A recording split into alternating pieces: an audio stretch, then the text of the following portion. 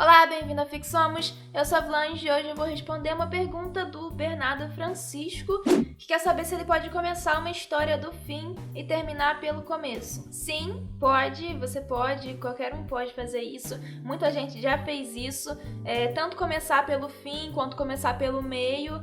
A história não precisa necessariamente ser narrada na ordem cronológica, apesar de que a ordem cronológica sempre vai existir. A gente tem o tempo que sempre vai pra frente. Então você sempre vai ter um ponto A levando a um ponto B, levando a um ponto C. E quando a gente fala de ordem cronológica, a gente tá falando disso. A gente tá falando do tempo na vida real, do acontecimento que foi antes levar ao acontecimento que foi depois, e nunca o contrário. Nunca o acontecimento que foi depois levar ao acontecimento que foi antes. Então, ordem cronológica, a gente tá falando disso, tanto na vida real quanto quando a gente vai falar das narrativas. Só que a narrativa, ela não precisa necessariamente ser narrada na ordem cronológica. Tem até uns termos que a gente pode usar para falar sobre isso. Quando a narrativa é narrada na ordem cronológica, a gente pode falar que é ab ovo, é latim isso. E quando ela começa do meio, e aí vai narrando os acontecimentos de antes.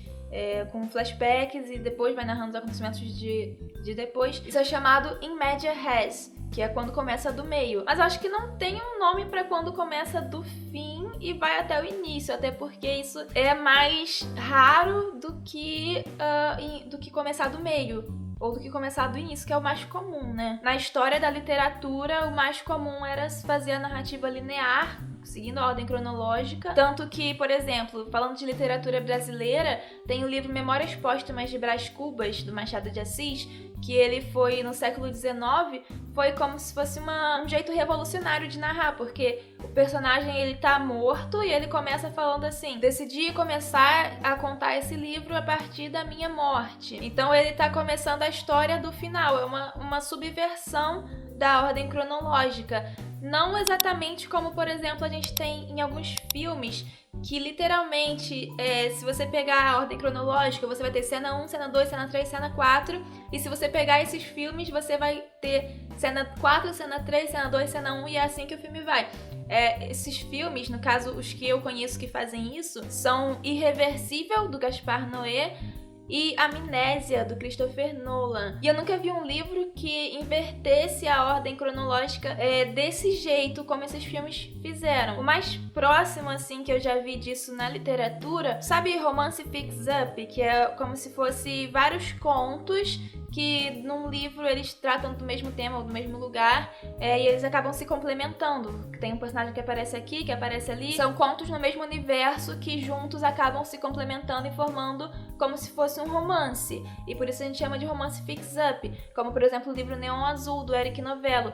E esses romances fix-up, muitas vezes eles narram os contos em cronologias diferentes. Então, por exemplo, o primeiro conto tá no tempo X, o segundo conto tá 2 dias antes do tempo X, aí o terceiro conto tá 2 dias depois, coisas assim. E também dá pra dizer que esses livros com capítulos narrados no passado, entrecortando os capítulos no presente, também invertem a ordem cronológica, né? Porque você tá tendo acesso ao mesmo tempo a capítulos no presente e a capítulos no passado. Mas aí é uma coisa mais comum e menos subversiva, vamos dizer assim. Mas começar um livro do fim e terminar no começo, pensando em fim e começo da ordem cronológica, você pode escrever um livro assim. E se você que tá assistindo o vídeo já tiver lido um livro assim, coloca aí nos comentários. E como eu falei, eu só vi filmes assim, e inclusive um desses filmes que eu citei, que é o do Christopher Nolan, o Amnésia, ele foi baseado num conto do irmão do Christopher Nolan, que é o Jonathan Nolan.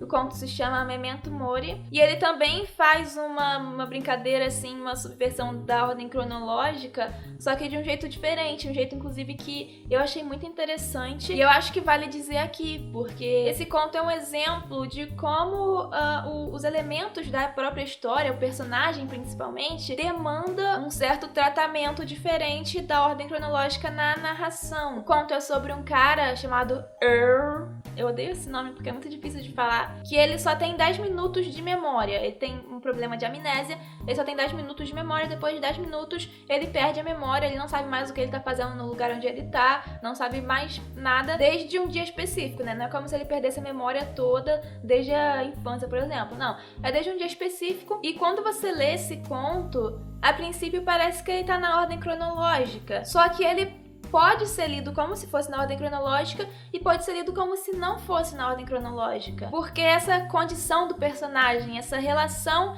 que esse protagonista tem com o tempo, faz com que a narrativa suspenda a ordem cronológica. Não é tão importante a ordem cronológica e você não sabe, se você fosse aquele personagem, se você lê tentando entrar naquele personagem, você realmente não vai saber se aquilo tá na ordem cronológica. E também não dá pra saber se entre aqueles flashes que estão sendo narrados, se aquilo também tá acontecendo, sei lá, 2 minutos depois ou 2 anos depois. Não tem como saber. Porque esse personagem, por essa relação que ele tem com o tempo, é como se ele não tivesse nem passado nem futuro. Ele só tem o presente. Isso, inclusive, é falado no conto. Por exemplo, tem um trecho aqui que eu acho que resume bem essa relação do personagem com o tempo e essa suspensão da ordem cronológica a partir disso. Eu vou ler em inglês mesmo e vou botar aqui uma legenda, porque eu acho que esse conto não tem traduzido, eu acho que ele só tem em inglês. Uma pausa pra dizer que eu encontrei sim uma versão traduzida pra português e coloquei o link na descrição junto com o link pra versão em inglês, beleza?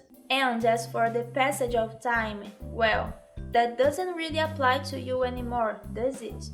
Just the same 10 minutes, over and over again. Então é isso, o tempo não passa mais pra esse cara como passa pro leitor. Então essa narrativa tem um quê meio cíclico, que inclusive o filme capturou muito bem. Se você for ver o filme, quando você terminar de ver, você vai reparar muito nessa coisa cíclica. Então esse é um exemplo de história que até pede que a ordem cronológica não seja respeitada, não seja aplicada nessa narrativa. Mas é claro que você não precisa ter um personagem com amnésia para poder fazer uma história que comece do fim e termine no início. Por exemplo, no outro filme que eu falei, Irreversível, não é isso, os personagens não têm nenhum problema de memória. O negócio é que a história começar do fim e terminar no início dá um ar meio perturbador. Aliás, o filme todo é bem perturbador. E o fato dele começar no fim e ter um final bem brutal e cheio de acontecimentos horríveis que modificam a vida de uma pessoa para sempre e depois terminar num início mais pacífico, mais feliz,